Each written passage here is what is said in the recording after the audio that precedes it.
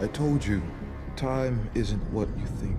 Less than a year ago, the name Jonathan Majors was followed by talk of critical and box office success, skyrocketing fame, even Oscar buzz. I'm coming for everything. But this morning, a different conversation surrounds that marquee name.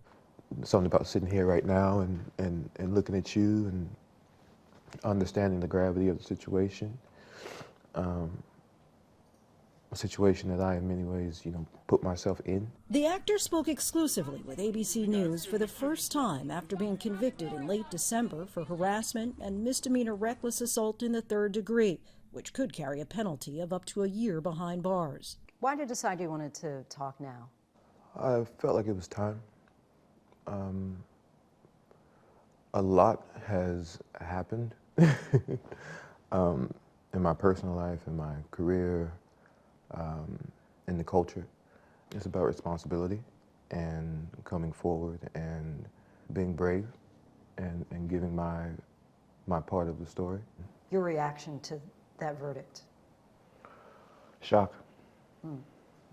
I was absolutely shocked and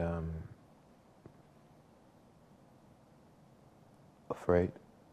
And I'm standing there, and the verdict comes down. I say, how is that possible?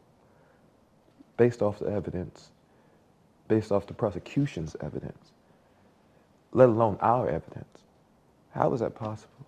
But after only hours of deliberation, a jury of his peers agreed with prosecutors that he did physically injure his then-girlfriend Grace Jabari in an incident last March. What happened exactly, do you know? No, I don't know. But she's unconscious. That 911 call from Majors came hours after an argument broke out with Jabari in the back seat of an SUV, when Majors received a text from another woman saying, "Oh, how I wish to be kissing you." Jabari testified that when she grabbed the phone, Majors tried to get it back, fracturing her finger and giving her a cut behind her ear. She says inside the car, you hit her in the face, twist her arm behind her back, fracture her middle finger. Yeah, that did not happen. How did those injuries come about? I wish to God I knew. That would give clarity. That would give me some type of peace about it.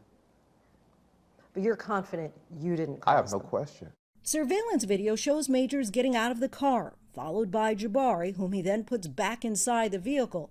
What happens next is what the defense remains focused on. Majors runs off, and Jabari chases after him. If you watch those videos and you reverse that, and you saw a black man chasing a young white girl down the street, screaming and crying, that man is going to be shot and killed in the streets of New York City. Majors' defense team shared these photos, which he says show the injuries he received that night, which were deemed inadmissible in court. How were you injured? My injuries were a scratch on my hand, from clawing for the phone, and I had a gash on my, at the time I had a beard. Under my beard I had essentially a fingernail scratch on my cheek from pressure, and that bled overnight. But prosecutors say Majors was the aggressor. District Attorney Alvin Bragg says the evidence presented throughout this trial illustrated a cycle of psychological and emotional abuse. In court, prosecutors pointed to a previous argument during which he knocked a candle to the floor. I completely lost my temper in that moment and threw it all on the ground.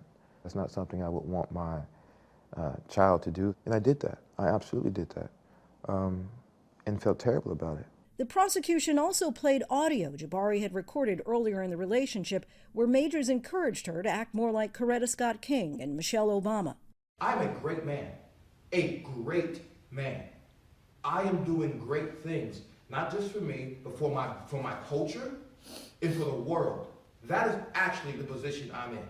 The woman that supports me needs to be a great woman. There are some who question, especially in the black community, as you're probably well aware, that people were saying, well, why was he telling this woman to be like Coretta Scott King and Michelle Obama? It was me trying to give an analogy of what it is I'm aspiring to be.